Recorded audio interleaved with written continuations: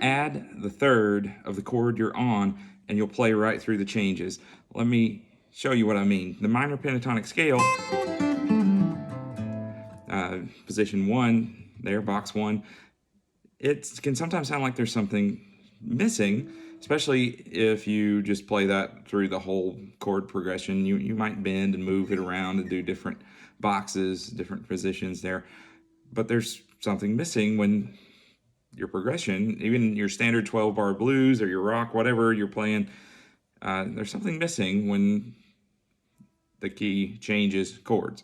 Like in that progression, when you go to a different chord than you started on, there's something missing. So to add that back in and to add a little more color to what you're playing, find the third of the chord you're on and add that to your pentatonic scale, and that gives you another place to go, that gives you another sonic vocabulary to add to what you already know. So let's look at A. So this is our A minor pentatonic, box 1 here on the 5th fret.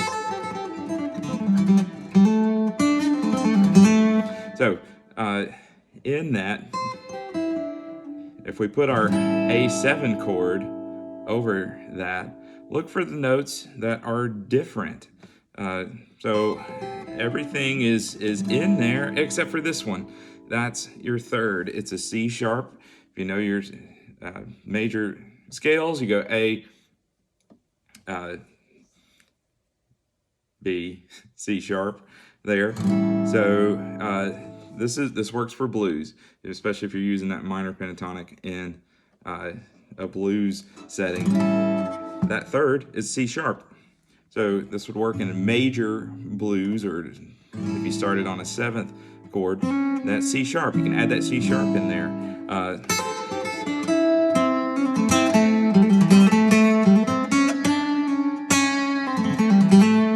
So you can add that C sharp in there. Another way to do it is with your rhythm. Fun thing you can do is hammer onto that C sharp, and then you hit the D chord really quick, and you can do that with any chord.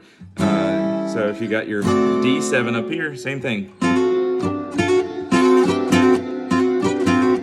You can do it with G. There it is. So you can move it around, and that's one way to add something to your pentatonic scales. Find the third of the chord you're on.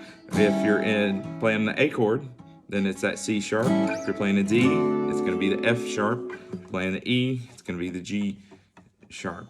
So you can put them in different positions. Here's another C sharp.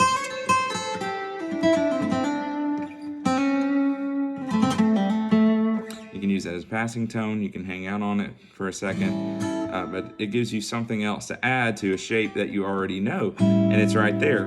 You go to the D7. You got your third right here. That one's not in that minor pentatonic scale. That's the F sharp. That's the third. All the other ones are in that pentatonic scale. Same with if you go to E7, you got this one right here. That's your third. It's a G sharp on the E chord. So that one's different. So you can go to that, add that in there, and in different places.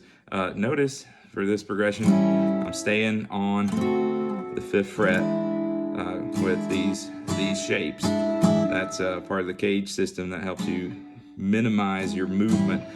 So as you're playing your pentatonic scales, if you want to figure out how to follow the chord changes, just figure out the third of the chord you're on, and you can add that into your scale. It really works well with blues. If you're in a major blues playing the minor pentatonic scale, then, which is one of those mysterious things, why does that work? Why does the minor scale work over the major blues? But it does.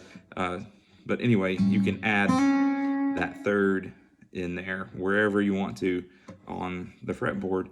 It's going to give some color. You might have a little more fun. Might experiment with some different sounds along the way. So, hey, have fun. Keep playing.